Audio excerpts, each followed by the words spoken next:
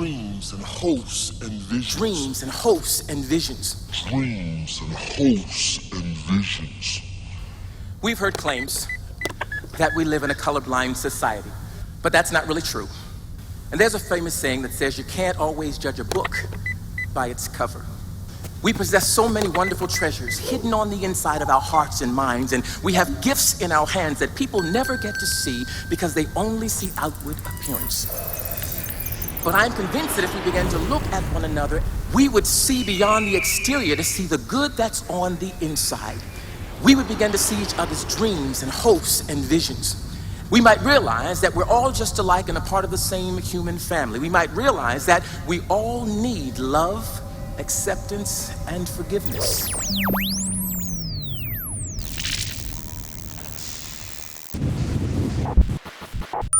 It's the dog's ability to choose right from wrong. It's the dog's ability to choose right from wrong, which is a human thing which they have to learn when they live in our world. When they live in our world. When they live in our world.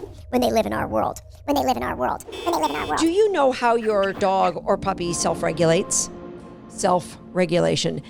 The animal's ability to show control or to be able to manage their responses, reactions, emotions, energy states, and bodily functions. Chronic dysregulation can actually lead to long-term anxiety for sure, but basically the loss of your joy. Right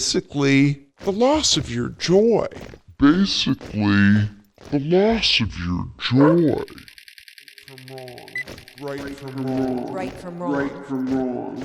Right from wrong. Right from wrong.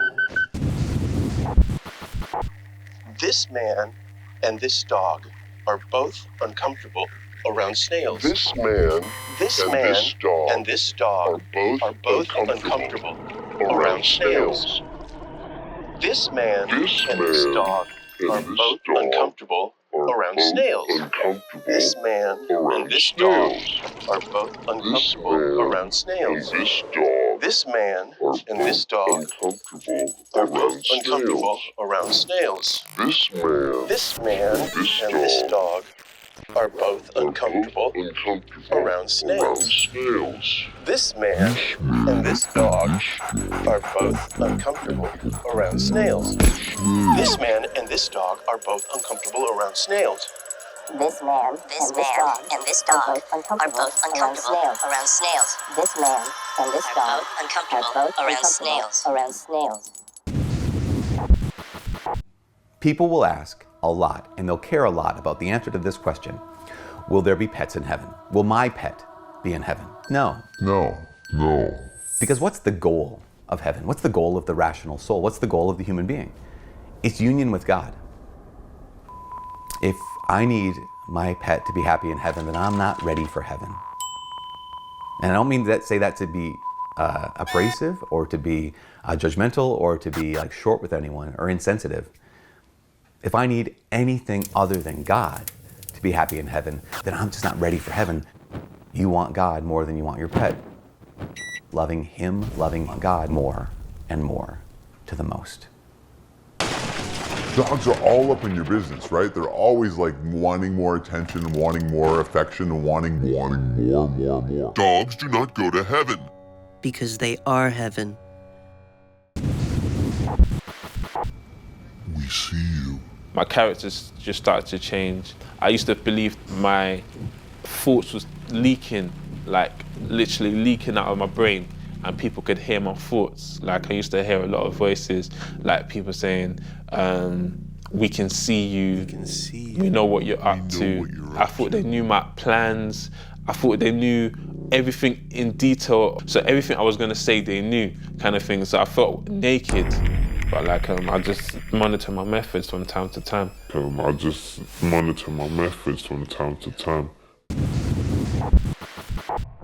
morning.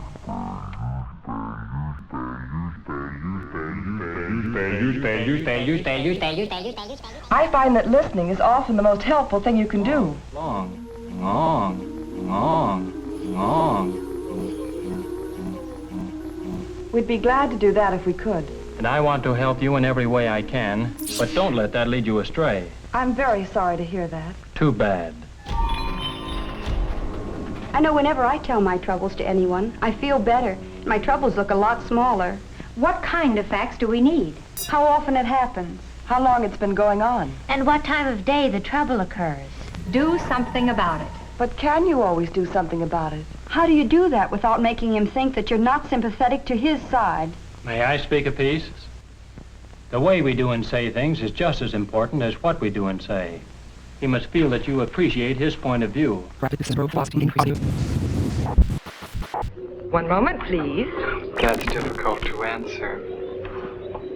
This is long distance. No, I am not completely like other people. Thank you. People dislike me because We will call you when ready with Chicago. I am not completely like them. I am trying to do with my life something which few people try to do. Thank you. And this influences Chicago. my thinking and consequently my Thank you. actions. With some it has gone well. Wabash. With some it has not gone well. Thank you. Yes, I tell the truth. We can. The best known case is that of this man, who in 1953 was slipped LSD unknowingly at a meeting with CIA officials. Shortly after that, he went into severe depression.